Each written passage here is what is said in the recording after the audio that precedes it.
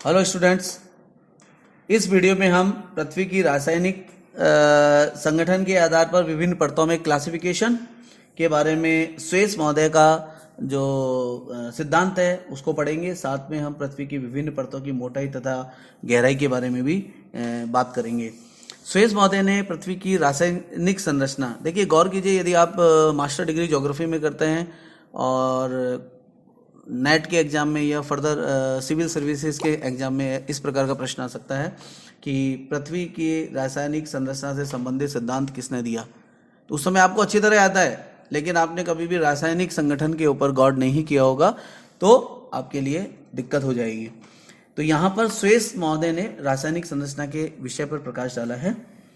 भूपटल का ऊपरी भाग है, ये हम सभी जानते हैं कि सेडिमेंट से बना हुआ है, अर्थात परतदार चट्टानों का बना हुआ है, जिसकी गहराई और घनत्व तो बहुत कम है।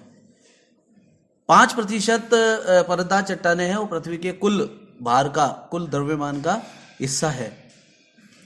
तो इसका मतलब कि परतदार द्रव्यदार चट्टानें हैं, ये इतना महत्वपूर्ण नहीं है, लेकिन आंतरिक दृष्टि से, यदि फैलाव की दृष्टि से देखा जाए पृथ्वी के ऊपर वाले भाग पर, तो इनका बड़ा महत्वपूर्ण स्थान है। इनके अंतर्गत सिलिकेट पदार्थों की प्रधानता होती है, जिसमें फेल्सपार और अभ्रक खनिज बहुतायत में पाए जाते हैं। स्वेस महोदय ने पृथ्वी की आंतरिक भाग को 3 भागों में बांटा। पहला, उन्होंने इसको नाम दिया सियाल। सियाल में Si for silicon and Al for aluminium. जैसा कि मैंने एक वीडियो में बताया था आपको कि यदि पृथ्वी के भूपट्टी में क्रस्ट में सबसे अधिक कौन सा पदार्थ उपलब्ध है, तो उसका आंसर होगा ऑक्सीजन, और नंबर 2 पर है सिलिकॉन नहीं, इट्स सिलिका। ओके। इसी प्रकार यदि टोटल पूछा जाए कि पृथ्वी के कुल घनत्व में सबसे अधिक किस चीज का भाग है, तो वो पदार्थ है लोहा, और नंबर 2 पर है ऑक्सीजन। तो ये प्रश्न को थोड़ा ध्यान से पढ़े। क्रस्ट में सबसे ज्यादा पाया जाता है ऑक्सीजन, और कुल टोटल पृथ्वी में पाया जाता है सबसे ज्यादा लोहा। तो इस आधार पे इन्होंने पहली परत बनाई, इसका नाम दिया इन्होंने सियाल। और सियाल है, इसका निर्माण सिलिका और एल्यूमिनियम से हुआ है। सिलिका और एल्यूमिनियम दोनों मिलकर SiAl बनाते हैं। इस परत का घनत्व 2.7 से 2.9 के मध्य पाया जाता है, और इसकी औसत गहराई 50 से 300 किलोमीटर तक है, जैसा कि स्वेस महोदय ने बताया। यह परत प्राय ग्रेनाइट चट्टान से बनी हुई है। इसमें एसिडिक पदार्थों की अधिकता है तथा पोटेशियम, सोडियम और एल्यूमिनियम के सिलिकेट्स पाए जाते हैं। महाद्वीपों की रचना सियाल से हुई मानी जाती है। स्वेस महोदय ने पृथ्वी की दूसरी परत है, उसका नाम दिया है सीमा। सीमा सियाल के नीचे पाई जाती है। ये बेसाल्ट जैसी आग्नेय चट्टानों से बनी है। रासायनिक दृष्टि से इसके अंतर्गत सिलिका और मैग्नीशियम की प्रधानता है। इस पट्टी का औसत घनत्व 2.9 से 4.7 तक पाया जाता है। इसकी गहराई 1000 से 2000 किलोमीटर तक बताई है। यह क्षारीय पदार्थों से बनी हुई है, जिसके अंतर्गत मैग्नीशियम, कैल्शियम और लोहे के सिलिकेट्स की प्रधानता है। तीसरा जो स्तर है हमारा, वो है नीफे। और नीफे है, यह सीमा की परत के नीचे पृथ्वी की तीसरी तथा अंतिम परत है। इसे नीफे इसलिए कहा गया क्योंकि इसके अंतर्गत निकल और फेरियम अर्थात फेरस लोहा की प्रधानता है। यह कठोर धातुओं से बनी है। इसका घनत्व 11 से अधिक है। इसके 2 प्रथम अक्षर हैं Ni और दूसरा का Fe, मिलाकर इसको नीफे बोला गया है। और 4300 मील अर्थात 6871 किलोमीटर तक इसका विस्तार बताया गया है। फेरियम लोहे का ही रूप होता है, और आंतरिक भाग में लोहे की उपस्थिति से यह पता चलता है कि पृथ्वी में चुंबकीय शक्ति है, और यह पृथ्वी की स्थिरता को भी बनाए रखता है। तो प्रिय छात्रों, रासायनिक दृष्टि से हमने 3 भाग बांट दिए हैं। यहाँ क्लासिफिकेशन को आप गौर कीजिएगा कि यहाँ अब तक हम जितने वीडियोस में क्लासिफिकेशन बोल रहे हैं वहाँ से थोड़ा सा अलग है। कारण क्योंकि यह पर्टिकुलर स्वेस महोदय का विचार है। यहाँ पर आप 50 से 300 किलोमीटर सियाल देख रहे हैं। सीमा है वो 2000 किलोमीटर तक है, और 2000 के बाद 6371 किलोमीटर तक नीचे है, क्योंकि ये स्वेस महोदय का मत है। इसी प्रकार पृथ्वी की विभिन्न परतों की मोटाई तथा गहराई के आधार पर भी बहुत से विद्वानों ने अपने मत दिए हैं, जिनमें से डॉली एक विद्वान है जिन्होंने पृथ्वी को 3 परतों में बांटा। पहला आउटर जोन, जिसका घनत्व उन्होंने 3 माना और मोटाई 1600 किलोमीटर मानी।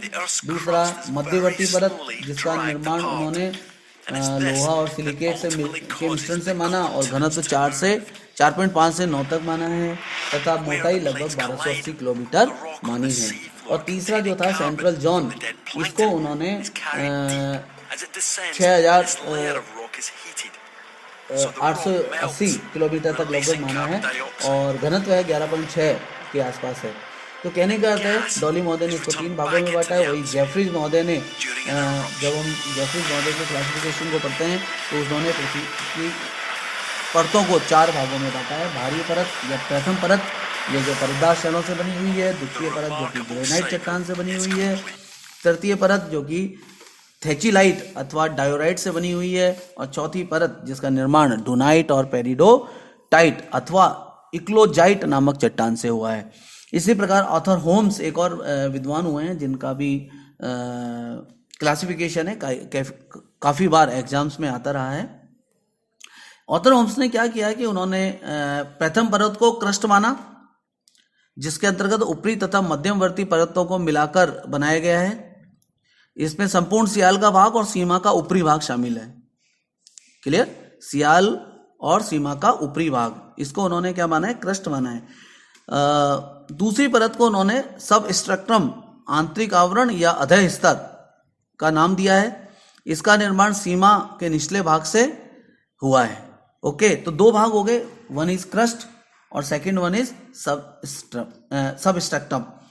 उन्होंने तापीय तर्क दिए 20 किलोमीटर तक या उससे कम, धरातलीय लहरों के आधार पर 15 किलोमीटर से अधिक, अनुदैर्घ्य अथवा पी लहरों के आधार पर 20 से 30 किलोमीटर के बीच और भूसन्नति के आधार पर 20 किलोमीटर से अधिक के गहराव के आधार पर उन्होंने अपने क्लासिफिकेशन को बांटा।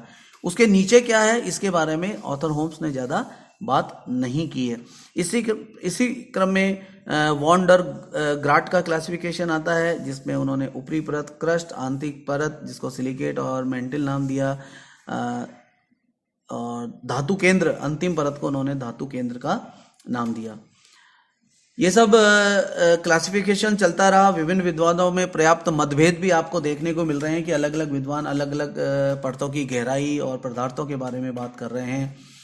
उनके नामकरण भी अलग अलग कर रहे हैं। अतः भ्रम की गुत्थी से बचने के लिए अब हम जो अगले वीडियो में क्लासिफिकेशन करेंगे वो होगा हमारा पृथ्वी की आंतरिक संरचना की जानकारी का अभिनव मत।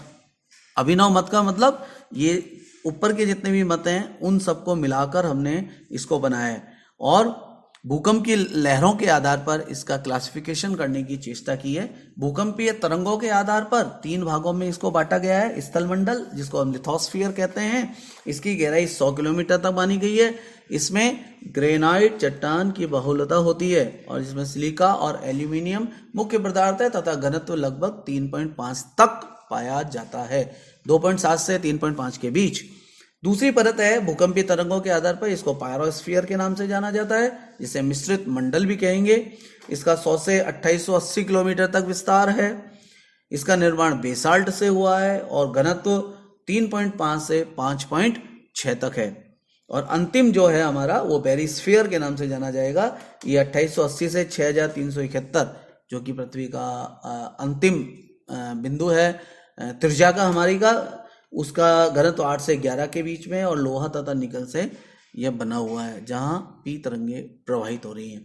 तो इस प्रकार स्थलमंडल, पायरोस्फीयर और बेरिस्फीयर करके 3 भाग बांटे गए हैं। बेरिस्फीयर का भी ऊपर वाला भाग जिसको बाहरी कोर कहते हैं, वहां पी तरंगे की गति कम हो जाती है और एस तरंगे बिल्कुल भी प्रवेश नहीं करती है। तो केवल ठोस भाग में ही आपको एस तरंगे देखने को मिलेगी। पी तरंगों की गति ठोस भाग में तेज होती है, किंतु तरल भाग में उनकी गति भी कम हो जाती है। तो इस प्रकार विभिन्न विद्वानों के जो मत हैं उनमें मतभेद है और हर विद्वान ने अपनी ओर से पृथ्वी की आंतरिक संरचना के बारे में बताने की चेष्टा की है। तो अगले वीडियो में हम अभिनव मत के साथ इस चैप्टर का समापन करेंगे। Thank you so much.